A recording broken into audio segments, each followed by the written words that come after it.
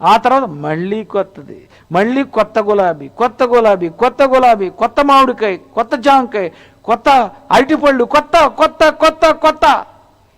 ఈ భూమి మీద ఉన్నటువంటి కాస్తున్న ప్రతిదీ, ప్రతి సంవత్సరం, ప్రతి నెల, ప్రతిరోజు కొత్తవి కొత్తవి పూస్తుండేటప్పుడు నువ్వు వెళ్ళబోయే లోకం ఎలా ఉంటుందంటే కొత్తది. కొత్తది కావాలా, పాత పాతాళం కావాలా? ప్రియులరా, అక్కడ ఎలా ఉంటుందో, అక్కడ ఎవరి పేర్లు ఉంటాయో, అక్కడ ఎవరి ఈ పేర్లు ఏ ఏ దగ్గర రాయబడి ఉంటాయో,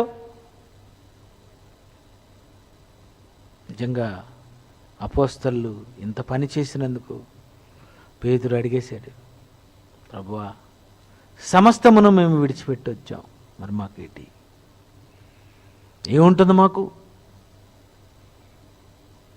ప్రియులారా, నువ్వేం విడిచిపెట్టొచ్చావు? నువ్వెంత సేవ చేశావు? నువ్వు దేవుని ఎలా గణపరిచావు?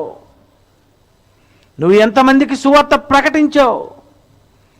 దేవుని కొరకు ఎన్ని పాదయాత్రలు చేశావు? దేవుని కొరకు ఎన్ని ప్రాంతాలు తిరిగావు? దేవుని కొరకు ఎంతమందిని కూడగట్టావు? దేవుని కొరకు ఎన్ని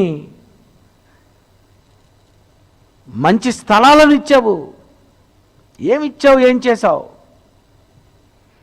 ఏమి చేయలేని నీకు కొత్తది కావాలా?